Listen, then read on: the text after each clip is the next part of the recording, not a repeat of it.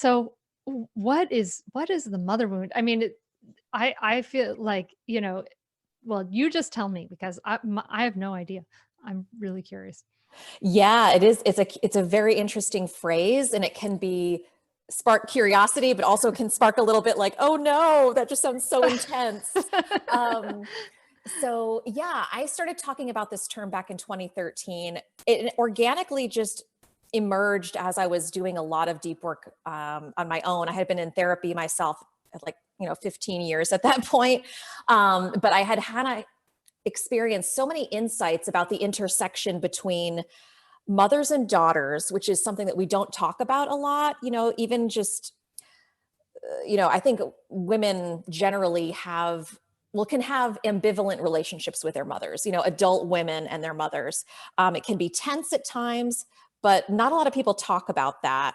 Um, and also, but it's really this place I've discovered where there's a lot of pain and a lot of patterns that tend to hold us back, and that our resistance to looking at our relationships with our mothers can actually cause us to kind of perpetuate painful things. So I was really curious about this topic. And I started defining the mother wound around, like I said, 2013. I define it as having 4 levels. So there's the personal level, the cultural, the Mhm. spiritual level, and the planetary level. So I say there's 4 levels of the mother wound.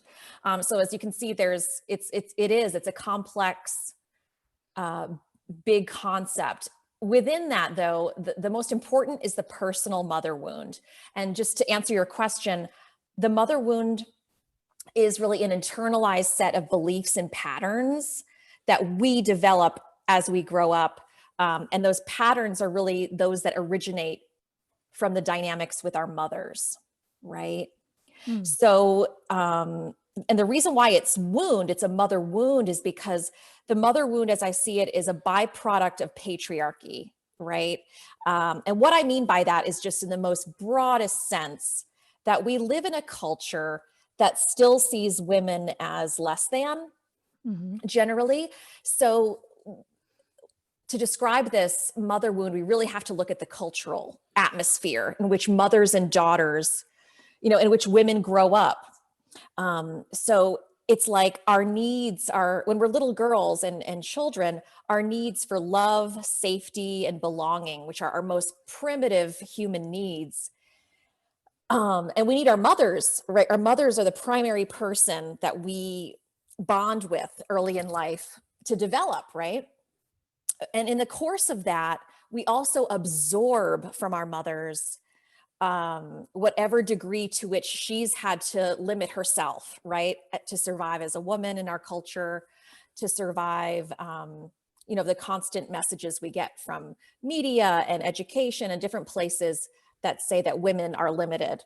So, Mhm. if you had to put it in a nutshell, the mother wound is really how we not only bond with our mothers and whatever intergenerational trauma she's also gone through herself, but it's the Mhm. way that we actually bond with patriarchal views that say that we're not good enough, that we're less than.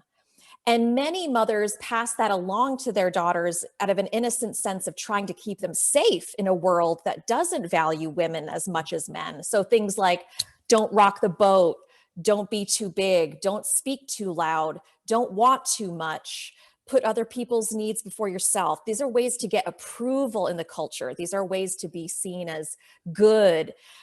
And so to some degree, we can't avoid this because it's really in the air that we breathe. So in order to help their daughters survive, mothers will pass this along as well. Mm. So it's a combination really of culture and human development and intergenerational trauma. It's the intersection of many of these things. Catch new episodes of the Mindful Mama podcast and other free resources, including the Mindful Mom Guide at mindfulmamamentor.com. You can listen to every back catalog episode, including interviews with Dr. Dan Siegel, Janla Van Zant, Sharon Salzberg, and get meditations, join our private Facebook group, and more. Go to mindfulmamamentor.com now. I'll see you there.